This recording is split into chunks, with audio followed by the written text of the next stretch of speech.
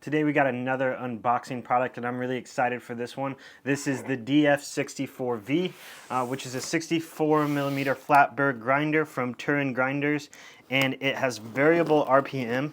This is going to be my first experience with a variable RPM grinder. I'm really excited for this just to see what this is like. Also, I do hope to plan on comparing this grinder with the Option O P64 that I'm able to potentially get my hands on from Prima Coffee. Also, do want to give a disclosure that Espresso Outlet slash Turin Grinders did send this to me, and this is, I believe, an open box one. Just a heads up, but that is okay. And you'll see my full opinions on this one. I've had quite a few 64 flat burr grinders, including one with SSP burr, so I'm kind of excited just to see what that is like. And we have the black colorway.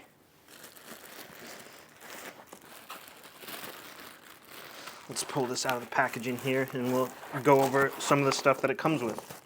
So first off, this is a very heavy grinder. It feels nice and premium. It's got the RPM right here on the side, so I'm excited just to kind of dial along with this. This one probably honestly feels like the nicest grinder that I've seen from Turin grinders so far. We have a black dosing cup here, which is nice, and we have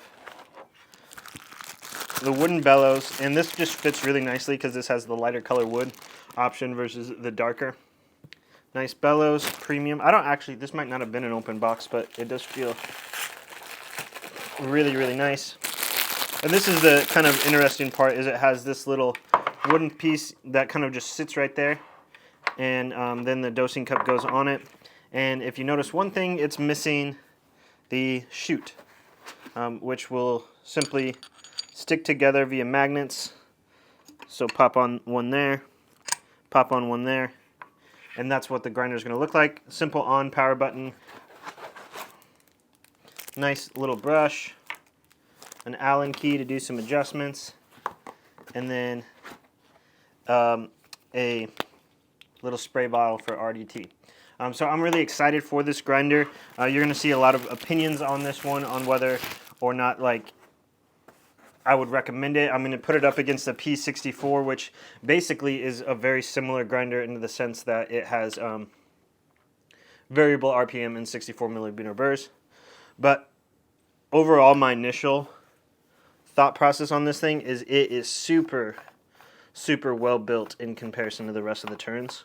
Not that they were bad, but they are known for some clunkiness, and this one just seems super clean. And I'm going to maybe pop out the burrs.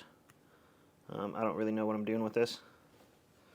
Not sure how that works, but more or less they have, I think it just kind of pops out. There we go.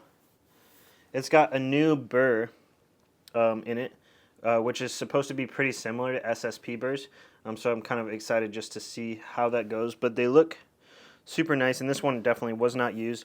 There's way less tolerance on the inside of it versus the DF64. I don't have a DF64 anymore, but I do have the DF64, what is it? The DF64E to compare it with. So I'm going to put this cup on, and it's got like a little, okay, that's how that works. So simply screw that on. And overall, like, super premium, super nice looking. I'm going to try this with a few different things, one of which being I'm going to put a different kind of dosing thing on it. This has a nice little rubber thing. It fits super nice on there.